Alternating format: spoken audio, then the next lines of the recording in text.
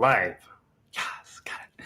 Perfect timing. Hey, welcome to this broadcast from JollyRogerUkulele.com. You should run over to the website and pick up the sheet music. If you are finding the recording of this, which obviously you are, and I will post the sheet music for today's class, and I will over there you'll find all our archives and all that good stuff from the old lessons. I look like I went through a storm. I don't know. I'm a mess today. I was supposed to get a haircut this morning. Things did not go well. So I ended up just going to get my coffee, and that's that. So anyway, not as pretty as I want to be, but you're fine. You weren't expecting me to be beautiful when you clicked on the link anyway. What you are going to do is play beautifully, and you are going to learn how to play ukulele at a high level today. And today is one of the really important lessons that we have on how to play arpeggios. And so this is sort of a foundational skill that we'll be working on today. And the nice part is if you get good at it, you will be playing music at a much higher level than other people. And we're going to work on that today. So, hey, Danny, welcome in. Hi, G, patient cancels. Oh, yay. We got to get you where you don't have to have a job anymore, Danny. Let's just get you to be the, touring with Jake Shimabukuro. People paying you thousands of dollars a night to do what you do. And then you don't have to go. Then you can just throw away your calendar, right? Glad you're here, Danny. I know it's tough to have a job and be playing ukulele. Nancy's here. Happy Thursday. Is it Thursday? It feels like it should be Friday, but it's Thursday. Brig is here. Hey, Brig. I look just fine. Brig, you're very kind. Uke Noob is here. Very exciting. Melissa is all tuned up. Speaking of which, I grabbed my my soprano today. One of my sopranos. I have two sopranos. One is good and one is not so good. And this is my good one. And I put new tuners on it because it had these. Kamaga puts these really stupid tuners on there. So I pulled those off and put some better ones on. But of course, then I changed the strings, and now I'm out of tune every time I pick it up a lot. So we'll get this guy tuned in.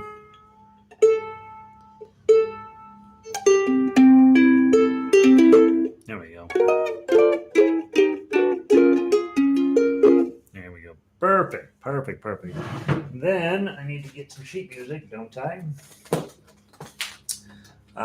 Today we're going to be working on arpeggios. And so what I want you to do is grab this key of C arpeggio. We talked about it very briefly yesterday. It is one of these pieces where when you see it, you sort of have this notion like, what is he doing to us? He's going to tell us this is important. It doesn't feel important, but it is. And I will tell you why this is important, how you're going to use it in your playing. Both those of you guys that like singing and those of you guys that hate singing, you're going to use it in a similar way to make your playing more interesting, to make your skill set more solid.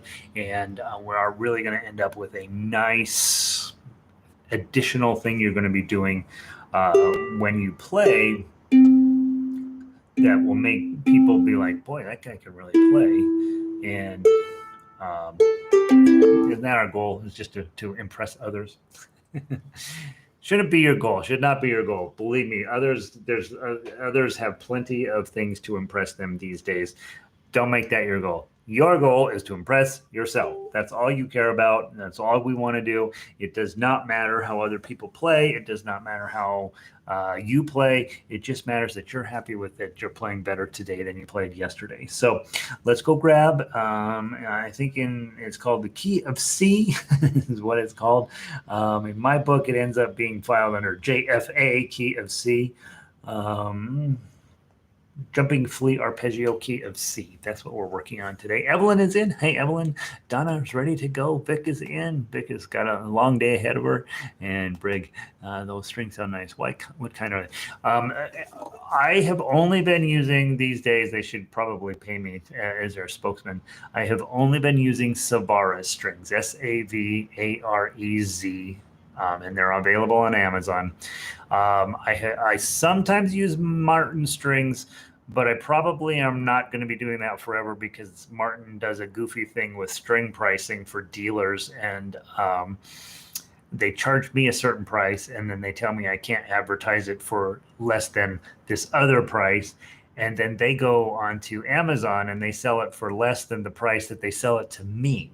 And so it's like, well, why am I carrying your product? Because you're selling it for less than wholesale on Amazon. So I probably won't. It's not that I'm not a fan of Martin strings. They're lovely, but they just don't treat the dealers right when it comes to that. And so I don't I don't push their product. So now it's not, I don't even push products. I could care less about the retail side of what we do. But there's no money in it, guys. I don't know. I just find that kind of ornery that they do that. Meanwhile, Savarez, they treat it like all retail. You buy them at a wholesale price. You can raise it up a buck or two so you can make some money doing it, and they're incredible strings. I've only had one set, and I put on hundreds of sets of strings of these. One set, Elizabeth came down and she had her guitar restrung, and about a day later, one of the strings broke, and that's the only time that I know that we've had a bad string on Savarez strings. Very consistent quality, and they make really nice ukulele stuff, really nice classical guitar stuff. So Savarez. Like I say, I love the sound, I love the high quality, love the consistency, love the fact that they treat people the right way. The whole thing is good. So that's what's on here. And they sound nice, right? Also, you should know this is old school Kamaka, solid wood koa, the whole thing. It's got kind of a deeper body to it. So even though it's a small instrument, has kind of a nice throaty sound to it. And when I bought this thing, it was not opened up yet, and it sounded real tinny and weird, and I was all mad it was not going well. And then over time, it's just opened up and turned into a really happy little instrument. It's very much fits my kind of sound that I'm looking for, and so I use it probably when I'm sitting around the house just enjoying myself playing. I will often grab this, even though my hands are way too big for a soprano. I've learned to negotiate it, right? All right. So today, key of C arpeggio. So here's what an arpeggio is. If you take a C chord and you strum it, it's a C chord. If you take it and break it into the pieces, it's an arpeggio. Okay. And so we call it a broken chord. All we're doing is taking the chord and then breaking it into the pieces that you can get out of it. In classical guitar, in ukulele, especially in banjo, this is a very, very, very common technique. Every professional knows this technique. They use it like crazy because it makes you sound good. If I say 3 blind mice, I sound fine. If I go 3 blind mice, all of a sudden I sound like I'm really doing something. I haven't done anything different other than instead of strumming, I'm now plucking individual strings, and all of a sudden I sound, oh my gosh, he's really playing something. So it's one of these techniques that I want you to learn. I want you to get really comfortable with. And it turns out the first book I ever wrote for ukulele was called The Jumping Flea Arpeggiator, and you guys can have access to that on the website. You can download it for free. I wrote 30 arpeggios, and my thinking back in those days was, all of the guitar masters put out a book of instructional material, and back in those days, I think it was 2012, something like that, I was thinking about teaching, thinking about taking this thing out and doing something with it. And I need to have a book where I have gone through and I have checked that I know how to play this thing in every single key, in both majors and minors. And so I want to do something like the great guitar people have done in the past, but for ukulele. Now, Don't be confused. I was not a great player at the time, and I knew that. And so, what you have here, as you go through my book, the pieces get more and more sophisticated because I got better at playing ukulele. The first one here is actually pretty straightforward because I was a pretty straightforward player at the moment that I wrote this.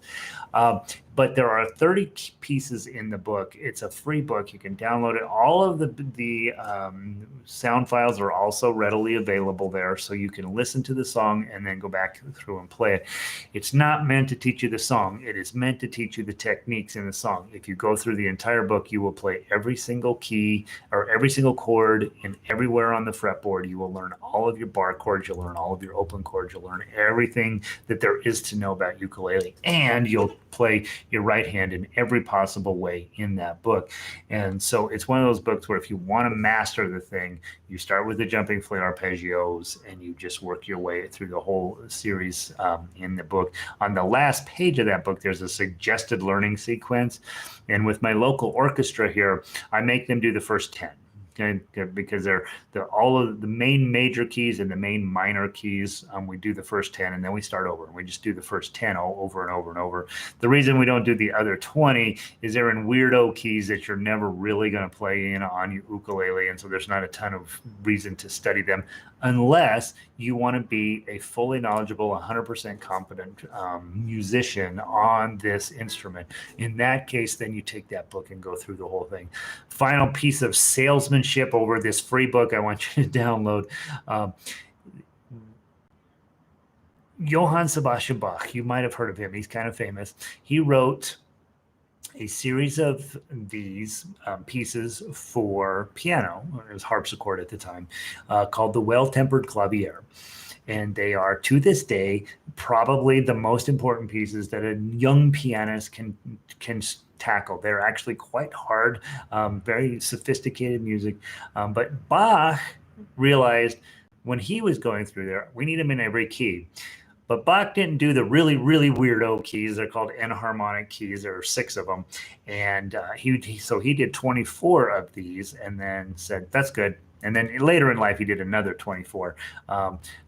But I did all 30 keys. So I'm 6 keys better than Bach. Let's put it that way. How about that? That's a bit of a joke. Okay. It's not a joke. It's I did 6 more than Bach, and he should have stepped up to the plate. The enharmonic keys, nobody plays in them ever for any reason, but they do exist, and you have them in this book. All right.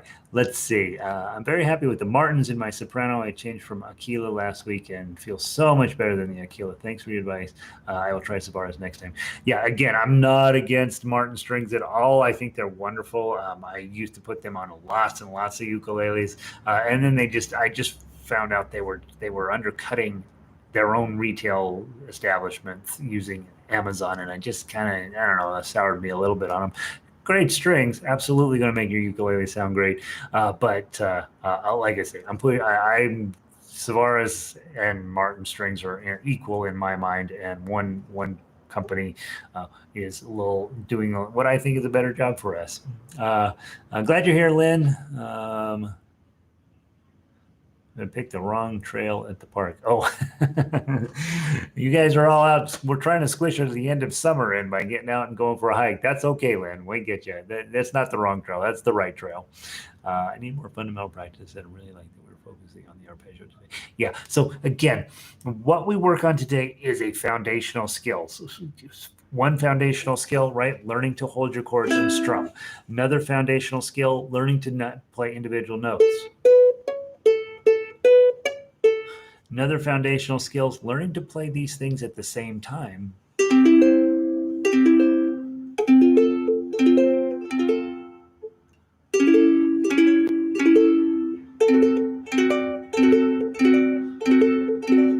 There's another foundational skill. So one foundational skill is learning your chords. One foundational skill is learning how to play melody. One foundational skills is learning how to play chords and melody together at the same time. Your fourth, and really the end of the fundamental, like just building blocks to put the house on top of, is playing your arpeggios. And so here we go. This is not necessarily the funnest class you're ever going to have, but it's one of the important ones. Okay. start off key of C major. You look at that and you go, all right, I know these chords. There's a C chord, there's a G chord, there's an F chord. Later on, there's a G7 chord, and there's an A minor chord. That's it. There are 5 chords. So there are 5 principal chords in the key of C. Going to come up every single time you play ukulele. Every single time you're going to play those chords. So we know those chords, hopefully. Okay. Still might be taking a little bit of effort to get G chord on. That's okay. We're not. Your body will eventually do it. Don't worry. Okay. Might take a little bit more work than the other chords, but it's definitely going to come along. Next thing you know is hopefully you're reading the tablature well. The one thing you notice is you're looking at ukulele tablature. It says 003 000 30 2523 2323 010101. It looks like a pattern, doesn't it? And the pattern's going zoop, zoop, zoop, zoop. When you see a pattern like that in music, either just going up, or sometimes just coming down, sometimes going up and down, sometimes going down and back up, that's sending you the message that it's going to be an arpeggio. Probably. Not always, but probably. When you see patterns that look like that, and if you look through the first page on the tablature line, things are either going in a nice round shape like this. Sometimes they're just going up. Sometimes they're just coming down. And that should send you the message, I should probably be using an arpeggio technique on these instead of just playing with my thumb. Since I can't see what you're up to, sometimes this lesson, sometimes I have to make you do something here with your hands that you don't necessarily think is going to be necessary. So it is entirely possible to play measure 1 with your thumb.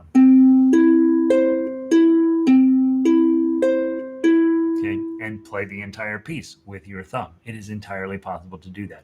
I do not want you to do that. Okay. I want you to take your claw position. Okay. And in this case, normally we would say, all right, thumb, index, middle, ring. I got 4 fingers. I got 4 strings. I'm just going to assign them to those strings and I'm never going to let them go. It's going to work out great. Thumb on the top, index underneath here, middle underneath here, ring underneath here. I'm going to be happy as a clam. I'm going to do this for the rest of my life. No, you're not. No, you're not. You're not going to do that. Here's why. If I put my thumb on the top string, this is the string we use the least. And I'm now just taking my best finger and put it on the worst string. That's a problem. Next thing, if I take this one, it'll be fine, but this will be fun. But now I've taken my ring finger onto the first string. I have my dumbest finger on my, by far, the most important string. So that's not ideal either. Okay, so we don't want to assign this way unless we have to. Okay? And there's going to be plenty of tunes where we have to do that, where we put thumb, index, middle, ring, and we make it work. But in this case, if you look through your tablature on the ukulele line, at no point are you even going to play the 4th string on the first page. You're not even going to use this string in the first page. So don't waste your thumb on it. Thumb goes here. 3rd string, 2nd string, 1st string. Okay. Now, with your thumb on the 3rd string, that note stuff comes up on a regular basis in this piece of music on the 3rd string. So that makes sense. Also, now I have a much smarter finger, my middle finger on the 1st string, and that's going to also be ideal. Okay. So Brig asks, I have not been that impressed with Aquila. I'll also give this bar as a try. Let me jump in here very quickly because it's important. If you have white strings, you have what they call Aquila strings or Nyla gut. You want those off. Okay, those are not your best choice. Okay, so the white strings are very, they're hard on your fingers and they don't sound good. They're on your ukulele because you just bought your ukulele and they are the cheapest strings. Okay, so as sooner rather than later, change out your white strings for either for fluorocarbon. It doesn't necessarily matter the brand. I recommend Savaras, but you can play anything really. All right, back to the main idea. We're on thumb, index, middle. Now, with these pieces of music, I want you to grab the full chord that it says up above every single time for the first 10 songs in the book. Okay, so this is now song number 1 in the book, so I want you to grab the full chord every single time. So we start with a C chord, and the notes on the tablature say 003, 00030, which is thumb, index, middle, index, thumb, index, middle, index. Okay? This is easy to do once you've done this for a few years. When you first start, your fingers are going to go,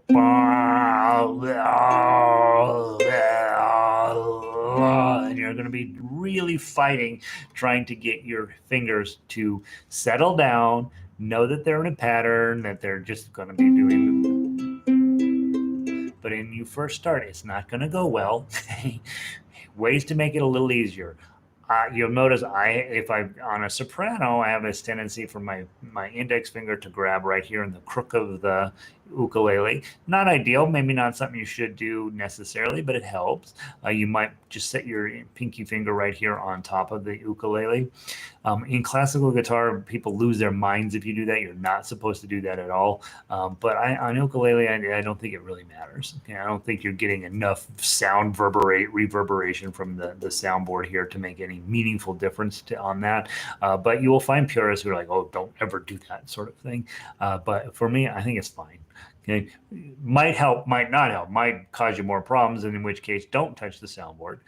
Thumb, index, middle, index. Now notice as I'm doing this, nothing's going on my elbow. There's nothing happening down there. So don't have your elbow doing anything. Don't have your elbow on.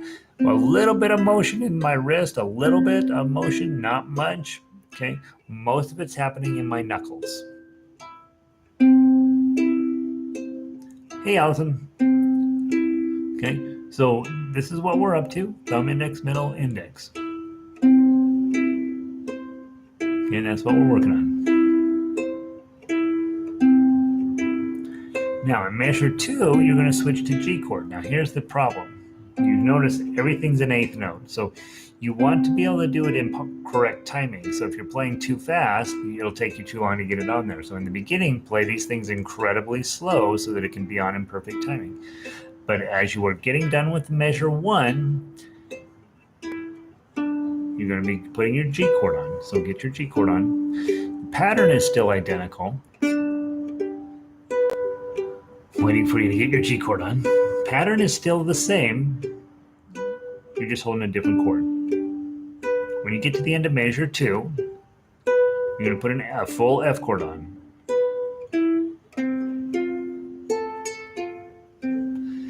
Pattern stays the same. Notice how pretty those notes sound. When we get to the F chord, notice that you're holding down the F chord with your middle finger, but you're not actually playing that string. So the question is, should I really hold down the whole chord? Yes, is the answer. In the beginning, you want to be continuing to just get the muscle memory behind your chords so that you no longer think about them. Not going to hurt anything to hold down your middle finger. You're not ultimately ending up using it, but you still want to hold it down. And more importantly, your ukulele, that top string is now vibrating sympathetically with the other strings in the correct chord. If you don't hold it down, it's going to be reverberating as a G string, and you don't want that sound mixed up in there. Measure 4, we're going to switch to a G chord. Okay. We're just going to play that for a while, and then measures 5, 6, 7, and 8 are identical almost to the first 4. Okay, so we're ready to play the whole thing. We're going to play measures 1 through 8, just those 8. 1, 2, 3, 4. Change to a G chord.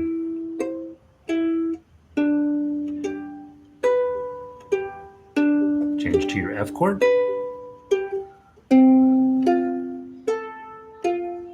Change to your G chord.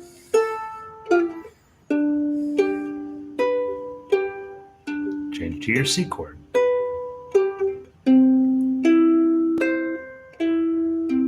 Change to a G chord.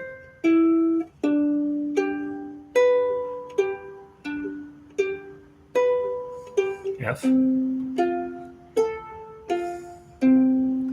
G chord.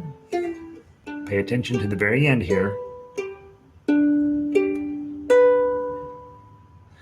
Now, your index finger probably jumped in there because it's now used to the pattern, okay? But notice on the sheet music, measure 8 is a one note different than everything else. There's a quarter note at the end of measure 8. Bum, bum, bum. That's where you're supposed to end it. And now you're going to go to a new pattern. And if you look at your sheet music, stuff looks much different from at measure 9 than it looked prior. Everything looks basically identical. The only thing that's different in 1 through 8 is that the chord changes, and then measure 8, it's missing that very last note. It's missing that last index finger on purpose, because back in the day when I wrote this, I needed a second I'm on G chord, to rethink, get my head back in the right place and get ready for the next idea. Okay, measure 9. Let's go to measure 9. Now you have a new idea. Notice that you were playing eighth notes before. Now you're playing quarter notes. Quarter notes are half the speed that the eighth notes were, so you're going to play much slower than you played in 9. But that doesn't mean you should be playing measures 1 through 8 fast. You need to play measures 1 through 8 at whatever speed you have to play them to be smooth. Okay, to be smooth between your chord transitions. So if you're playing it real fast and then taking 10 minutes to change to the next chord, that's not what we want. Okay, I want you to play at whatever speed in the beginning that you can play, get your chords on in time. If that's this speed,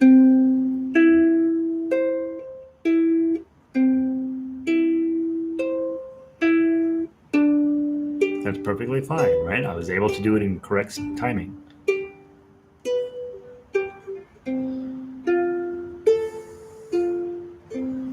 And notice really nothing meaningful is happening in my left hand once I get the chord on. So all the music is coming from my right hand. And that's a big takeaway on this foundational level of playing, is that the music is going to come from here. This is where this right hand tells you everything about, especially in instrumental play and in singing. This is going to play a huge role in what you ultimately sound like. This hand will determine what kinds of music comes out, but this is what really creates the music. Okay, so again, be really meaningful and mindful about thinking this hand is more than just holding a pick and blah, right, like so many guitarists end up doing. You as a ukulele player, we've got to get you thinking instrumentally and about this hand is going to have meaningful, important things to say about the type of music. And I can tell you, if you go watch every single classical guitar player, they're busy staring at this hand to make sure that the kind of music is correct, but what's really creating the beauty is this hand. It's always about this hand and where the art is coming from. Danny asks, at this point, if I can play all 4 strings confidently, should I? Again, if you're playing all 4 strings, I think, Danny, your question is, if I'm playing all 4 strings, should I do it with these 3? Probably not. You're wasting your cheap finger here. Having said that, I'm not going to fight you on it, right? If you feel like, you know what, this is working well for me, I'm going to do it, then that's perfectly fine. But don't get in your head that this is an assignment, that this makes sense, because it doesn't, okay? If you're playing 1, 2, 3, 4, and you're playing, and it's going well, I'm not going to fight you on it. It's absolutely okay. But long term, you are not going to want to assign this finger to that string. This is the most important string on your ukulele, and having your ring finger run in it is not a good idea. Okay, so I think I'm answering your question. I think I'm understanding your question. I think that's what you're asking us. And you're like, hey, man, I can absolutely kill this song with this finger. Do it. There's not a problem there. But long term, don't get in the idea that you want your ring finger running this string, because this string is going to be super important. And if I can run this string, the first string, with my middle, my index, or my thumb, I'm going to do it, because these are way smarter fingers than this guy, right? And it's interesting, in classical guitar, even at the very upper levels, you hardly ever use your pinky, because it's just too dumb. It's too weak. It doesn't have the precision. And these are guys that spend their entire life working on this. So just know these 2 fingers, we, as much as possible, we try not to use them. But if you have to, and there are songs where you're going to have to, yeah, do it. and answering mine too. Okay, so both of you guys had a similar question. Nothing wrong with this. There are times you are going to play like this, but don't make it your first thought. Your first thought in this case, since we're not playing anything on the 4th string anyway, man, I'm going to use those 3 strings, make myself sound better, make my life a little easier. Yeah, you are going to have times when you hit your ring finger on that 1st string, but let's see what we can do to minimize that. Okay, let's go into measure 9. We're on a C chord. Grab your C chord. You got 0, 0, 3. Okay, we're going to pluck all 3 of these at once. Okay, again, if you're down here and you do that, it works. Okay, I won't recommend it, but you can do that. Okay, so here we go. This, and then you're going to do thumb, index, and middle. Now we're going to go to measure 10. I want you to put your F chord on. And again, same 3 strings. Plonk, thumb, index, middle. Measure 11. Grab a G7, plonk, index, middle. Measure 12 is the same. Measure 13, you go into your C chord, plonk, middle, index, thumb. Measure 14, you wouldn't have to grab the A minor, but I want you to. Plonk, middle, index, thumb. Measure 15, I want you to do plonk, middle, index, thumb. 16, grab your G7, plonk, middle, index, thumb. 17, new pattern, 2 plonks, and then a thumb and an index. Measure 18, you don't have to grab the A minor, but do. We're teaching our hands good behaviors. Plonk, plonk, thumb, index.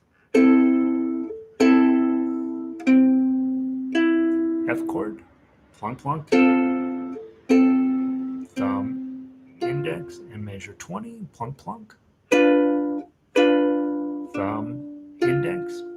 At the end of 20, you'll see the 2 heavier bars with the 2 dots. That's a backward repeat bar. That means you go back to somewhere. And in this case, since there's no forward repeat bar, you're going to go all the way back to the top. So you're going to play this page 1 twice. I'd like to go through and play page 1 once, okay? But on Friday, that's tomorrow, we're going to play this first page through twice. We always try to, in concert, play things as written. So just be aware you're going to want to play this page 1 twice. Okay, we're going to play it once. I'm going to play it not incredibly slow, as slow as I can, and you're going to do what you can. Okay, so from the top, 1 time through to the bottom of the page, 1, 2, 3, 4. Oh, oh, 3, oh, oh, oh. Change to your G chord. 2, 3, 2, 3. Thumb, index, middle. Change to F. Thumb, index, middle, index, thumb. Go to your G chord.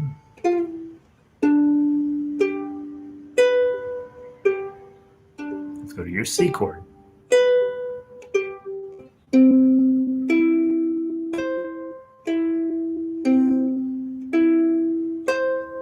G chord.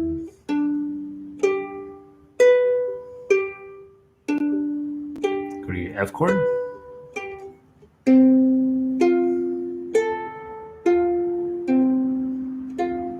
Back to your G chord. Remember, your last note is not what you think it is. Grab your C chord. Play half as fast. F chord. 11. Measure 12 is a repeat. Let's go on to 13 with the C chord. Plonk, middle, index, thumb, A minor, plonk, middle, index, thumb, F chord, plonk, middle, index, thumb, G7, plonk, middle, index, thumb, 17, plonk, plonk, thumb, index, A minor, plonk, plonk, thumb, index, plonk, plonk, measure 20, plunk, plunk, thumb, index.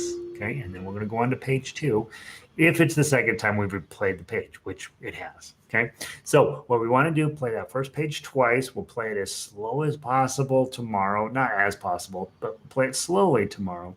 I'm going to play the page 1 just so you can hear it. Well, let's wait till the end of the lesson, and then I'll play the whole thing for you the way it's supposed to be played. Okay, so it's supposed to be rather jaunty in pace, but when you're first starting, play it way slow so that you have plenty of time to make it be successful with keeping it smooth. I'd rather it be slow and smooth than fast and choppy. And I think that's true of every piece of music I put out. I'd much rather have you play slow, smooth, beautiful, cucaracha being the notable exception. That one we want it to be choppy. Okay. 21, you're going to grab your C chord. Now, written means slow down, play slower through this section. And then measure 29, you're going to pick it up and play at the original pace. Okay, that says a tempo at 29. That means original tempo. So play that faster. But through 21 through 28, we're going to play slower. And now we are going to switch to thumb playing because there's no discernible pattern in here. So it makes a lot more sense to switch to thumb playing here. You're going to grab your C chord. And that little wiggly means it's a glissando. I want you to see. I want to hear every single string, and I want it to still sound like a chord, but I want to hear every single note that's in the chord. Okay, so measure 21. We're going to strum down. We're going to play a 3. Use your pinky to play the 5, and come back to the 3. Now you're going to switch to a G chord at 22. Strum. Play the 3. Or you're already holding it down, right? F chord, partial 3 strings. Rest stroke on that first string, play the 1, add your ring finger to get the 3, hit the 0, and then a G7, nice beautiful strum, 2, 3, 4. You should count them out loud until you are performing on stage. Okay, then 0, 0, 0, 1. Grab your G chord here at 26, play 3 strings. And then lift up your 3 to get the 0. Then go measure 27, grab your F.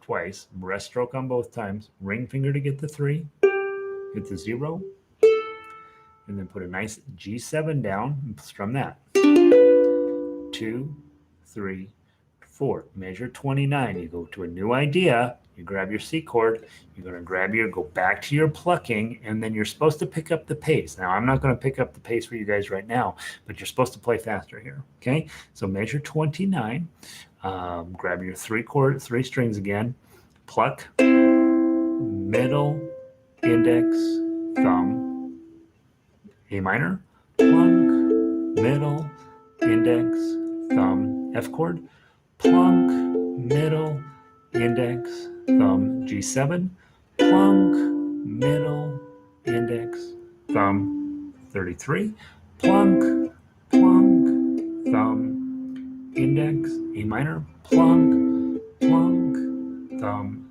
index, F chord, plunk, plunk, thumb, index, G7, plunk, plunk, thumb, index, measure 37, nice big glissando on the C chord. Okay. Now,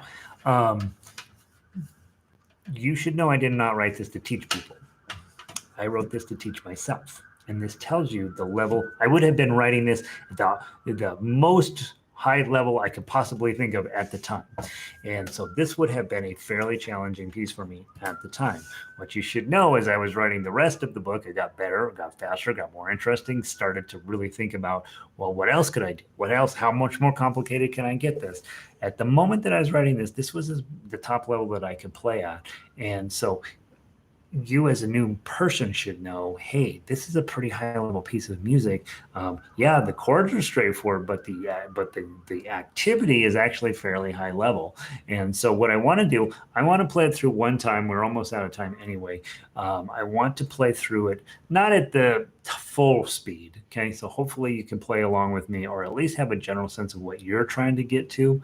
And then Tomorrow, again, we will try to keep the speed down so that we're working on smoothness. That's more important than playing it at proper speed.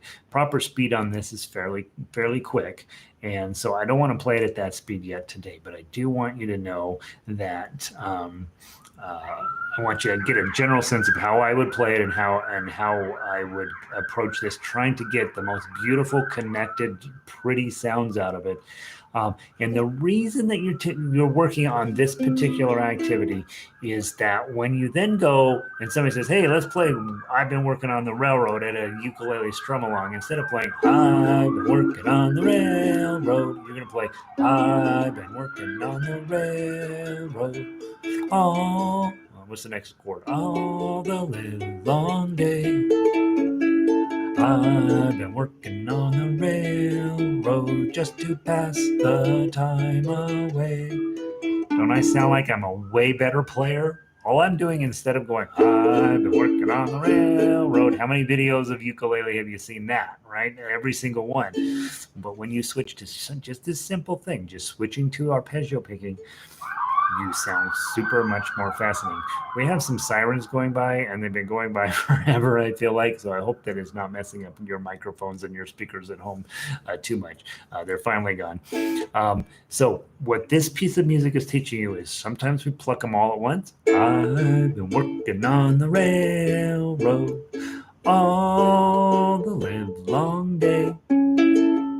Okay. Or I've been working on the railroad all the live long day. Doesn't that sound fancier? I'm not doing anything different than I've been working on the railroad all the live long day. What are they doing out there? These sirens just won't stop. That's what you're working on.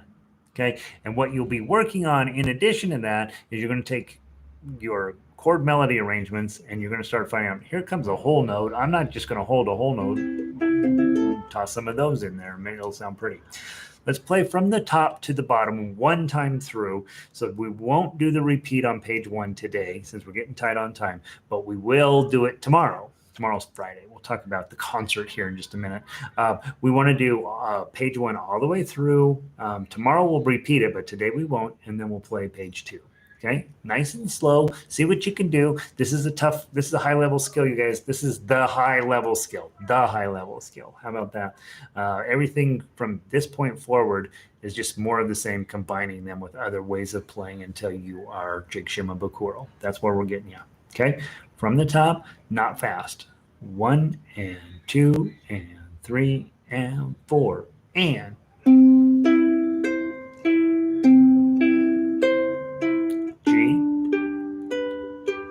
Measure 3 is an F. Measure 4 is a G. Measure 5. G chord next. F is the next chord. Next one's a G. Slow it down to play the C. F, G7, G7 again, 13 is a C, A minor, F chord, G7, C chord, A minor, F chord, G7, page 2. Okay, and then you're going to switch your technique. 5, 3, G chord, strum, hit the 3. F chord, rest stroke, hit the 3. G7, count out loud, 2, 3, 4. G chord, hit the 0. F chords, hit the 3, G7, 2, 3, 4, back to plucking. A minor,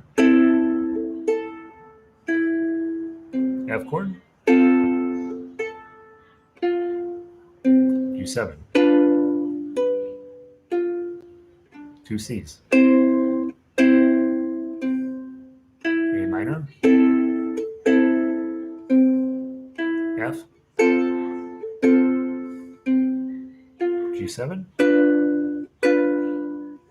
glissando.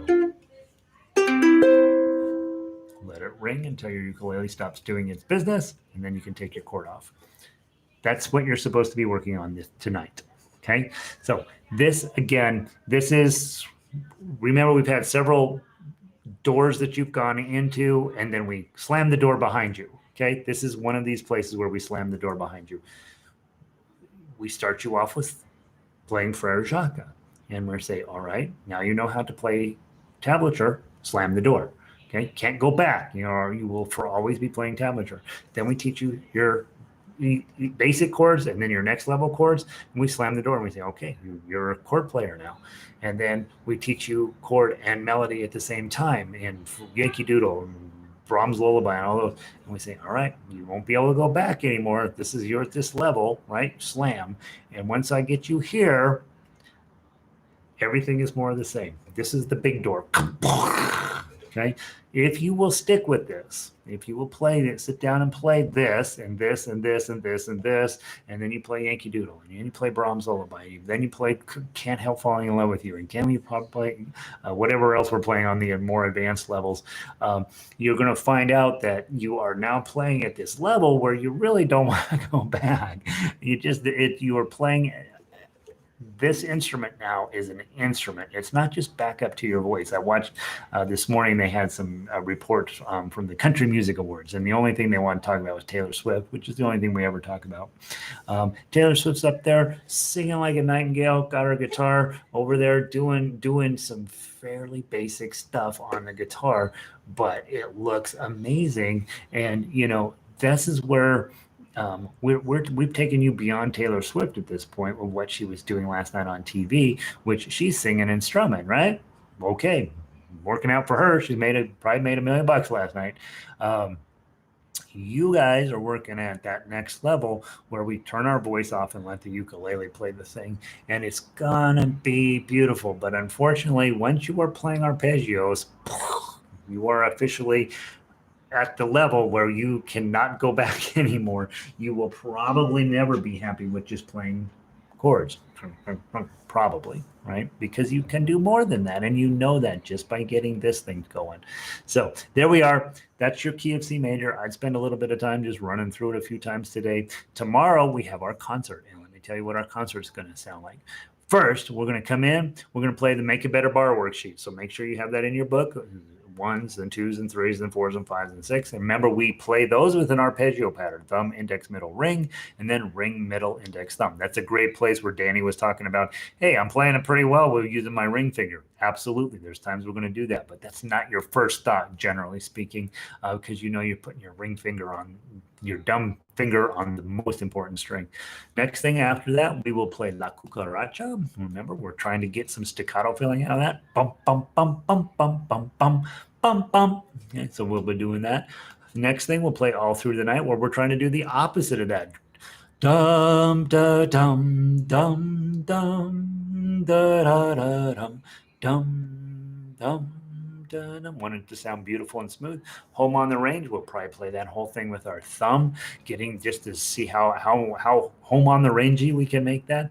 And then we'll wrap up tomorrow with playing this key of C major as written 2 times through page 1 and then 1 time through on page 2. Remembering mostly we're going to be plucking in certain patterns, but then we're going to also then be tossing in those beautiful glissandos on page 2 and turning it into something really, really nice, I think.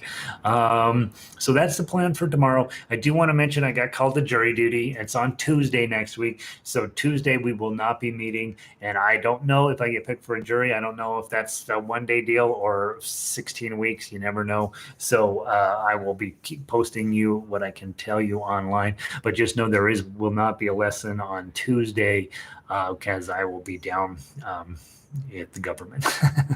And that's where we're at. Hopefully things are coming along for you well, and we will be just playing really well. Question over here. Let's see. Okay, thanks. Okay, now will you play it through, Melissa, at tempo? Oh, at tempo. Can you play it for us at tempo? I'm ahead of Bach. You're ahead of Taylor Swift. We're just shutting these people down. So that's the siren. Oh, so that's what the sirens are about. Here's that. How about page 1-ish at tempo?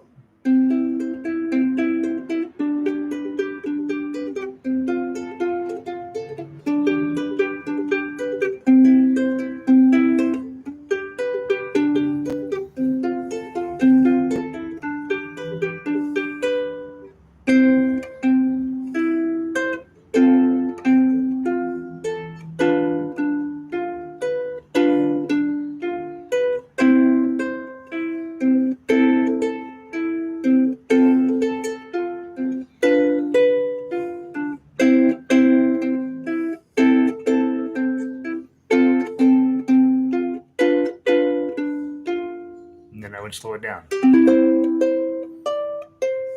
I should turn the page. And I used to have it memorized. 2, 3, 4.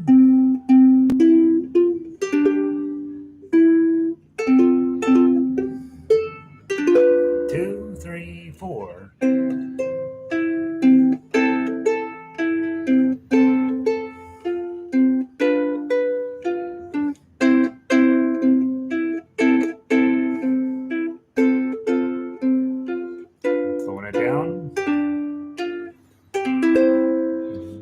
Back in the day, that would have been pretty hard for me to play. Now I can kind of goof on it a little bit and have a little bit of fun with it.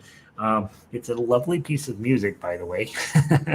On accident, but most of the songs in that book are actually pretty good. That was my real goal, was to have nice, pretty tunes, but also teach myself something. And so hopefully that's a fun thing for you. Have a wonderful day, you guys. Held you over 5 minutes too long. Sorry about that. I will see all of you either later today in the next class. I don't remember what we're playing. Something to do with being fancy. We will be working on Bridge Over Troubled Water and Always Look on the Bright Side of Those Lights. Those are both super fun tunes to play. I will see all of you here again tomorrow for the concert. Get your book together, practice through everything before you show up. Just make sure your hands and everything's feeling good. You sit down 5 minutes early, make sure you've got your got your Zen face on, and you're ready to play some really fun music tomorrow. We got a good week of music, I hope, and I will see all of you mañana or in the next classes down the way. Lynn, thanks for being here. Melissa, Yuknoob, Evelyn, Donna, Bridget, Nancy, and I will see all of you guys tomorrow. Have a great day.